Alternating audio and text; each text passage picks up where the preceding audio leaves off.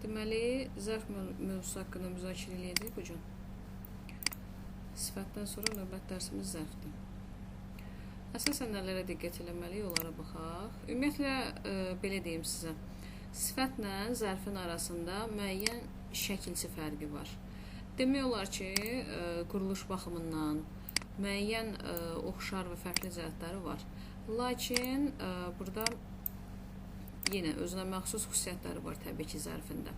Baxaq, birinci zərf nəyə aid olur? Birinci fərqləri ondan ibarətdir ki, sifət, ismin əlamət və digər şəraitlərdə necə təsvir olunduğunu göstərir. Zərfi isə hərəkətin əlamətini və yaxud hərəkətin hansı şəraitdə, nə səbəbə, harada, necə, nə zaman və s. icra olunduğunu bildirən nitq hissəsidir. Deməli, zərf cümlədə əsasən feilə aid olur, sifət isə cümlədə ismə aid olur. Bunlar arasındakı fərqli cəhətlərimiz hələ ki bu qədər. Sonra, yenə, zərfdə ünvanlanan suallarda müəyyən fərqliliklər var. Baxın, zəhmət olmasa, how, when, where, how much, why və s. Sonra, zərf sifətin sonuna, bax, diqqətlə oxuyun bu hissəni, qeyd eləyir ki, zərf sifətin sonuna ly şəkilçisi əlavə etməklə düzəlir. Zərf sifətin sonuna ly şəkilçisi artırmaqla düzəlir. Lakin sifətlə eyni olan zərflər də var. Yəni, elə sözlərə rast gələcəyik ki, həmin o söz həm sifətdir, həm zərfdir. Və həmin sözlər, həm sifət, həm zərf kimi çıxış edən sözlər qətiyyən son şəkilçi ly şəkilçisini qəbul eləyə bilmir. Bayaq haqqında danışdıq ki, həm sifətdir, həm zərfdir. Fast həm sifət, həm zərf olaraq çıxış eləyəcək. Yəni, həm deməli ismə, həm də feylə aid eləyə bilərsiniz. Long, məsələn, fastın fastly, long, longly, bu şəkildə siz görə bilməyəcəksiniz onları. Long, uzun, uzun müddət. Deməli, fast car da desəm olar. A fast car or to drive fast. Sürətli maşın, necə maşın? Fast sözü isimə aid oldu. To drive fast, fast sözü sürmək feilinə aid oldu və zərfdir. Yaxşı, far, farly deyə versiyası yoxdur. Far həm sifət, həm də zərf kimi çıxış eləyəcək. Low, bundan ehtiyatlı olun. Lowly deyə versiyası yoxdur bunların. Little, much, early, hard, daily. Hard'ın hardlı versiyası var. Amma hard öz leksik mənasında ağır, çətin, çalışqanlıqlı əzmlə deməkdir. Lakin hardly sonu l-yi, yəni ly ilə bitən, o qətiyyən nə sifətdir, nə zərf. O verilmiş cümləni inkara çevirən inkar sözcükdür. Bax, bir daha təkrar edirəm. Hardly deyə söz var. Hardly. Burada problem yoxdur. Sadəcə olaraq bu sözün hard sözü ilə yaxından uzaqdan əlaqəsi yoxdur. Hard başqa sözdür, hardly başqa sözdür. Hardly cümləni inkara çevirən bir sözdür. Amma hard özü çətin, ağır, çalışqanlıqla, əzmlə bu deməkdir. Daily, gündəlik və hər gün bu leksik mənaya gələcək. Fastly deyə zərf yoxdur. Longly, sonra little. Yadınıza gəlir, biz kəmiyyət bildirən sözləri tədris eləyəndə, öyrənəndə demişdik. Little cümlədə sifətdə ola bilirdi, kəmiyyət bildirən sözdə. Lakin burada baxın, buradakı kəmiyyət bildirən sözdən əlavə siz, məsələn, little time, az vaxt, zaman. Amma desəm to read little, az oxumaq. Artıq burada fərq var. Biz maçla bağlı da bu qeyd aparmışdıq. Sonra early versiyası var. An early riser, erkən oyanan şəxs. To wake up early, erkəndən oyanmaq, bu da artıq fərqli cəhətdir. Bura qədər sualınız var, uşaqlar?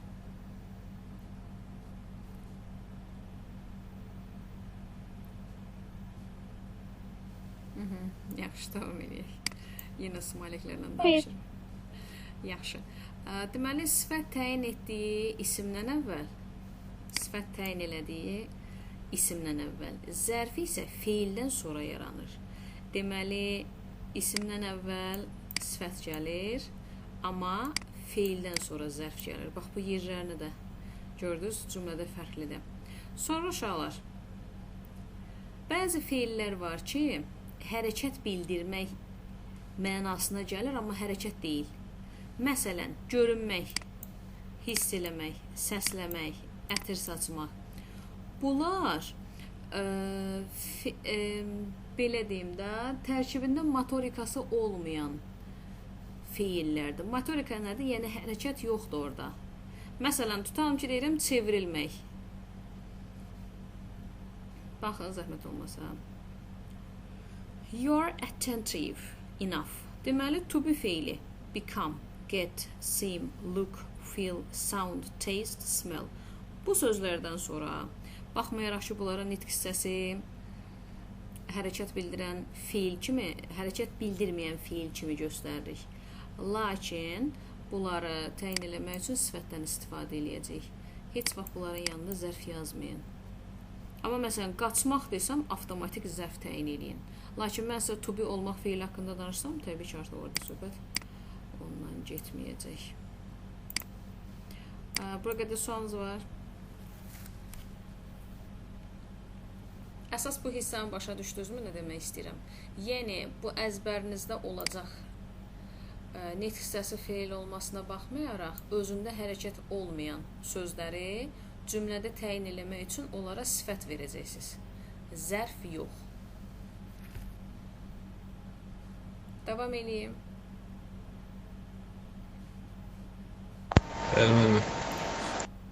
İndi uşaqlar, bayaq yuxarıda o adını çəkdiyimiz taste, smell, feel, look.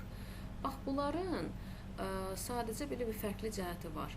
Smell eləmək, taste dadına baxmaq, to look baxmaq. Look görünməkdə var, baxmaq da var.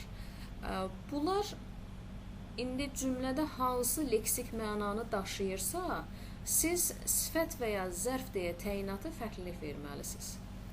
Yaxşı, indi onlara diqqət eləyək. She looked at her watch angrily. O saata hirslə baxdı. Burada baxmaq, look at. Amma gəlin bura baxaq.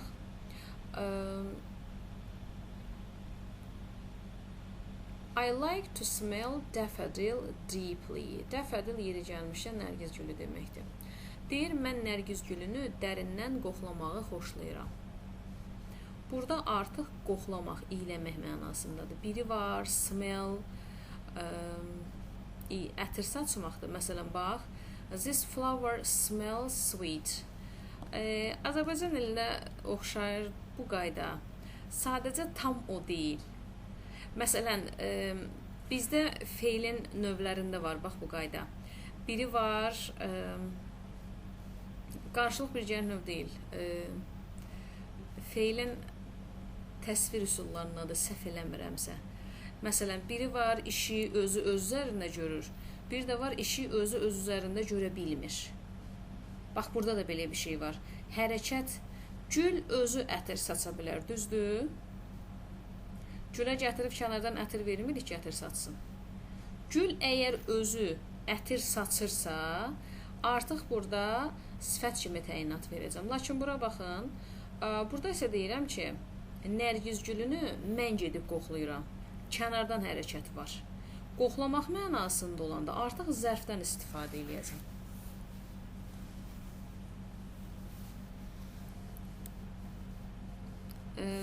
Başa sala bildim nə demək istəyirəm uşaqlar. Yəni, kənardan hər hansısa bir hərəkət icra olunursa, bu yanında sifətin gəlməyini tələb edir. Xeyr, artıq işi özü öz üzərində görmək ixtiyarı varsa, siz artıq burada isim kimi yanaşırsınız ona. Məsələn, o xoşbəxt görünür. Məsələn, həyəcanlı görünür. Onun nəticələri yaxşı olacaq. Bax, burada be feili kimi. Sonra, məsələn, şokolad acı dadır. Şokoladın dadını başqa yerdən gətirmirik ki, özü özünə məxsusdur, düzdür. Əgər verilmiş hərəkət özü öz üzərində icra eləyirsə, nə olacaq? Bu artıq olacaq sifətlə təyinat. Yox. Digər versiyada isə, yəni kənardan nəsə müdaxilədirsə, o zaman olacaq zərflə müraciət. Bu belə. Məsələn, mən ehtiyatla isti supun dadına baxdım. Artıq burada dadına baxmaq mənasıdır deyə. Kimsə, məsələn, biri var deyirəm, isti şorba acı dadır. Bu şorbanın acı dadmasıdır. O artıq burada təyinat kimi sifət verəcəm. Biri də var, mən şorbanın dadına baxıram. Yəni, kənardan müdaxilədir.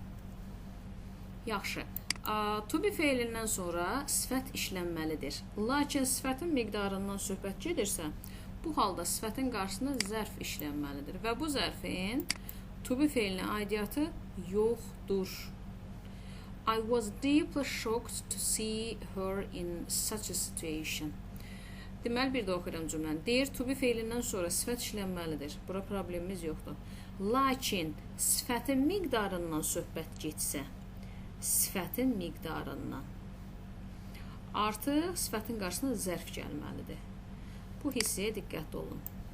Məsələn, həmin situasiya onları dərindən şok elədi. Elə görünür ki, dərindən şoka düşmüşdü. Deeply shocked burada bu vəziyyətdə olacaq. To feel feili özünü yaxşı hiss etmək mənasında well, yaxşı zərfi ilə işlənə bilər. Məsələn, mən özümü yaxşı hiss edirəm. I don't feel well, I feel bad. Məsələn, burada da cümlədə yazıb ki, özünü yaxşı hiss eləmir, özünü pis hiss eləyir.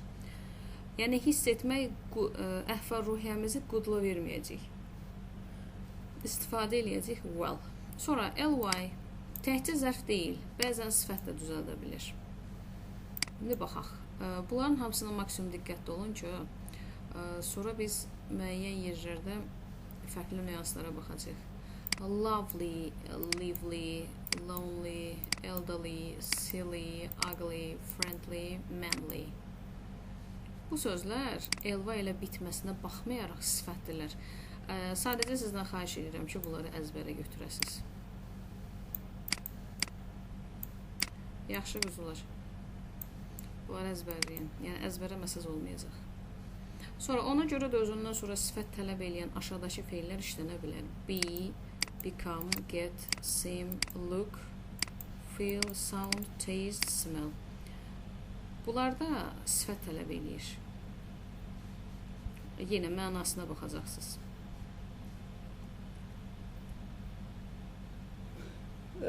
Bunların fiil kimi link verb deyirdik əvvəllər.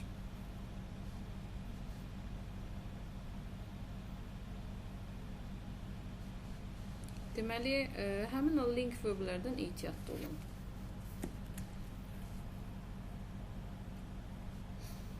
Deməli, bu sifətləri zərf kimi in a way bu şəkildə işlətmək lazımdır. In a friendly way.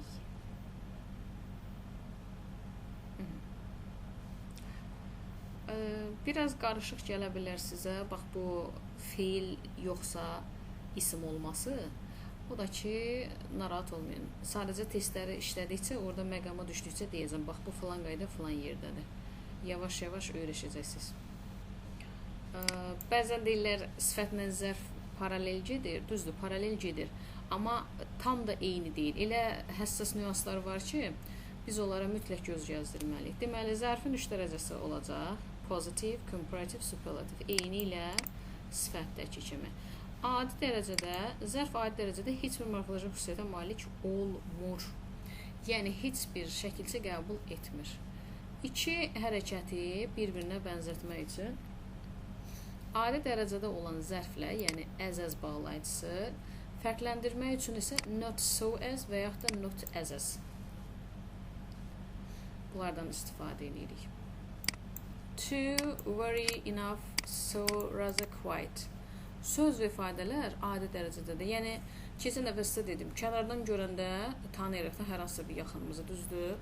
Burada da həmin bu verilmiş sözləri adi dərəcədə göstərə bilərik.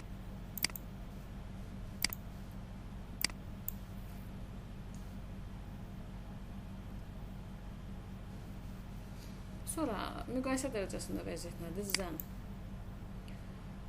Müqayisə dərəcəsi 3 yolla düzələcək.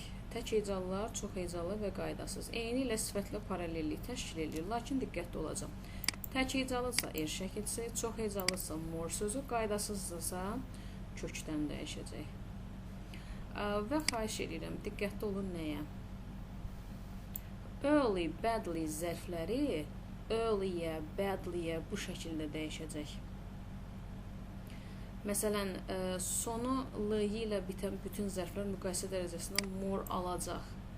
Yəni, birbaşa sözü gətirib qarşısına qoyacaq. Sadəcə, early, badly zərfləri istisnalıq təşkil edir və tək hecalı sonu erlə bitənmişcəsinə dəyişəcək. Long, longa, fast, fasta, hard, harda. Bunlar bilirsiniz niyə erlə dəyişdi? Axı biz yuxarıda cədvəldə oxuduq. Bəzi sözlər həm sifət, həm də zərf kimi çıxış edir. Early, badly sözləri də zərf olsalar da özlərini sifət kimi dərəcələndirirlər. Çox hecalı olmaqları da istisna haldır təbii ki burada. Sonra qaydasız zərflər well, badly, much, little bunlar artıq kökündən dəyişəcək. Necə ki, biz deməli istifadə elədik orada sifətlərdə də kökündən dəyişmə nüansı. Orada sadəcə good-la gedirdik. Burada well-la. Məsələn, orada bad deyirdim, burada badly deyəcəm. Bunlara fərqlilik var. Məsələn, much, little olduğu kimi qalacaq. Sonra bu söz və ifadələr müqayisə dərəcəsində işlənəcək. Hansı vəziyyətdə? Than, much, a little. Bunlardan diqqətli olun. Bir sözdə eyni anda həm more, həm er ola bilməz. Əvvəlki qaydalarımızdan bilirdik. Üstünlük dərəcəsində işinə yerdədir. Deməli, üstünlük dərəcəsində z artiklı sifətdə idi. Zərfdə z artiklı yoxdur. Bax, bunu unutmayın. Sifətin üstünlük dərəcəsində z artiklı var. Zərfin üstünlük dərəcəsində z artiklı yoxdur. Bu da bunların dərəcələnmə zamanı fərqli hissələri. Tək hecalılar est-dir. Sifətdə z est artırırdım. Burada sadəcə est olacaq. Çox hecalılarsa most şəklində gələcək. Yenə early, badly, necə ki, digər belə deyək, müqayisə dərəcəsində öz aid olduğu qrupla dəyişmir. Özünü tək hecalı kimi aparır. Burada da eyni qayda ilə üstünlük dərəcəsində özünü tək hecalı kimi aparacaq. Qaydasız zərflər necə olacaq? Deməli, well, better, best. Amma sifətdə nə deyirdim? Good, better, the best. Görürsünüz, burada z artikelləri mövcud deyil. Çünki üstünlük dərəcəsi zərfdə z artikelini tələb etmir. Yenə üstünlük dərəcəsi istifadə olunan sözlər var. However, has ever, had ever. Sonra sözünlər in, on, at. Among, one of, all. Bax, bunlara diqqətli olacaq. Sifətdən fərqli olaraq üstünlük dərəcəsində işlənmiş zərfin qarşısında z artiklı işlənmir. Bayaq mən sizə nəzərinizə çatdırdım. Çünki artikl ismə aid olur və zərfdən sonra isə isim gəlmir. Ona görə z artiklı gəlməz. Bir sözdə inanda 2 dərəcə göstərisi olmur. Sonra late, lately, recently zərfləri. Late zərfi gec kimi tərcümə olunduğu halda lately zərfi son zamanlarda kimi tərcümə olunacaq. Hard, hardly, scarcely zərfləri. Baxın, mən dərsin əvvəlində yuxarıda qeyd elədim. Siz indi açıqlaması ilə burada müəllif yaxşı izahat verəcək. Deməli, hard zərfdir. Çox, əzmlə, gərgin kimi tərcümə olunur. Hardly isə zərfi güclə, çox az deməkdir. Yəni, mən bunu konkret olaraq inkar sözü kimi həmişə qəbul edirəm. Və burada da yazır ki, hardly işlənən cümlə təsdiq olur. Lakin bizim dilimizdə inkar kimi tərcümə olunur. Yəni, cümləni inkara çevirən sözdür. Hardly sözü scarcely sözü ilə sinonimdir. çətin ki, demək olar ki, güclə. Yəni bu kimi yanaşın. Aha, baxaq. In order to enter university, you should work hard. Universitetə qəbul olmaq üçün sən çox çalışmalısan. Okay. In order to enter university, you should hardly work. Universitetə qəbul olmaq üçün sən çalışmamalısan. Gördünüz? Work hard başqa situasiyada hardly work tamam cümləni məğzini dəyişdi. Eyni strukturda gedir cümlə. Heç bir fərqi yoxdur. Birində hardly work yazmışam, birində work hard yazmışam. Paragrafları işləyəndə diqqətli olun belə şeylərə. Bu kiçik fərqliliklər bəzən tərcümədə böyük faciələrə baş verir. Həmin o faciələrin kökündə bunlar dayanır. Diqqətli olun hər şeydən. High, highly zərfləri. High zərfi yüksək, hündür kimi tərcümə olunur.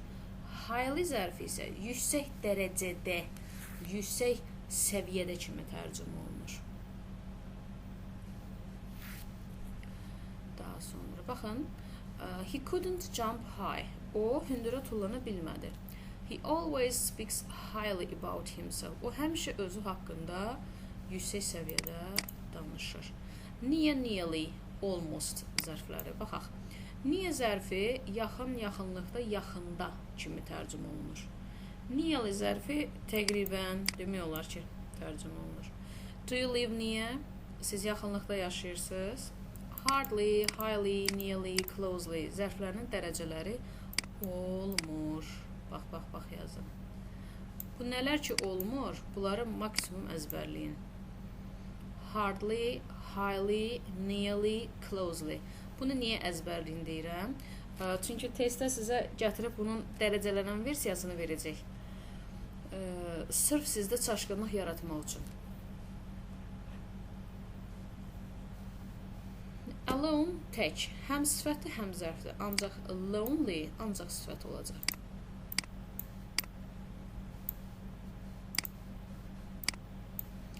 Alone sifət kimi ancaq to be alone ifadəsində işlənir. Aha. To, also, as well, either zərfləri həmçinin da kimi tərcümə olunacaq.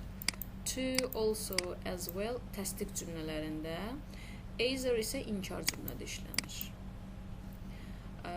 Either-ni biz cümlə növlərini keçəndə də orada keçəcəyik, görəcəksiniz. Təsdiq, inkar cümlənin sonunda gəlir either. İndi məqama düşdükcə deyəcəm. To, also, as well adətən diqqət eləyin. Məsələn, I was there to. Məsələn, I was there as well.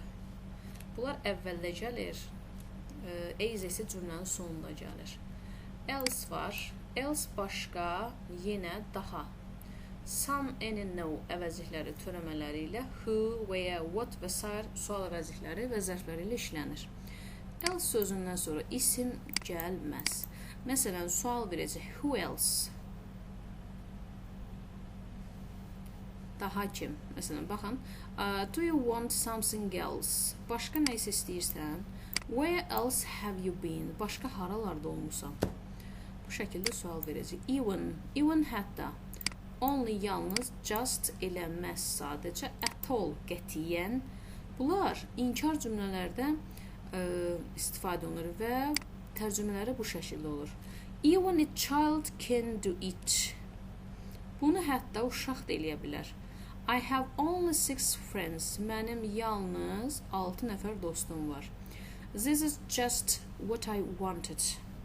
Bu sadəcə elə məhz mən istəyən idi. I don't like beer at all. Mən ümumiyyətlə deyir, bir burada içki mənasını daşıyacaq. Həmin o içkini deyir, sevmirəm tamamilə. Aha, baxaq burada görək.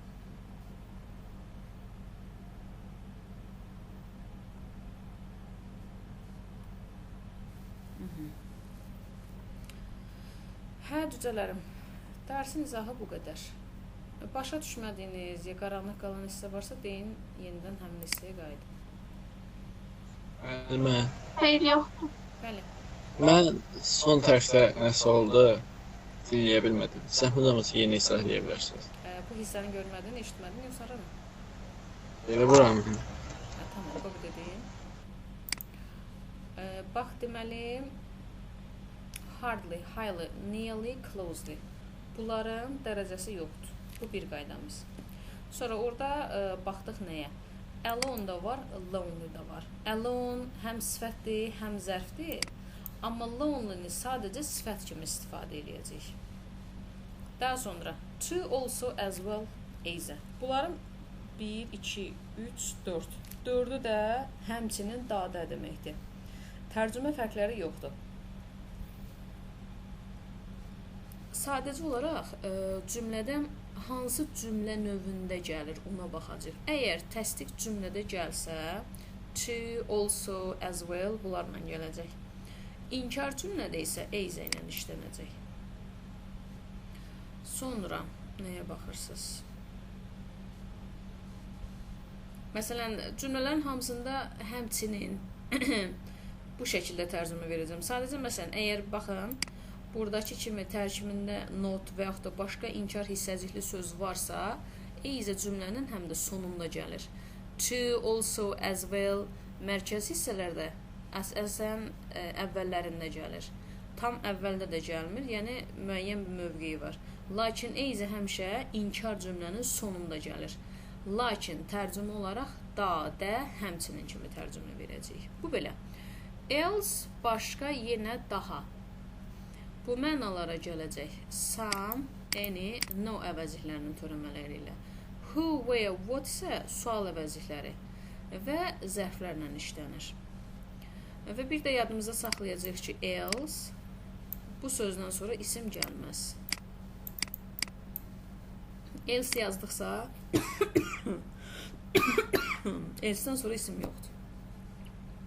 Sonra burada even, only, just, at all. Bunlarda cümlədə, təsdiq cümlədə gəlir, mənası inkardır, negativ məna verir.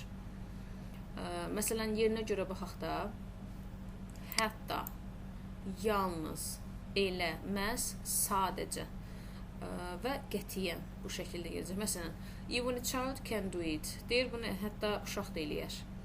Məsələn, bəzən kimsə ki, məsələn, yuxarıdan aşağı baxanda deyir, bunu uşaq da bacarır. Amma məsələn, filan kəs bacarmadı bu şəkildə.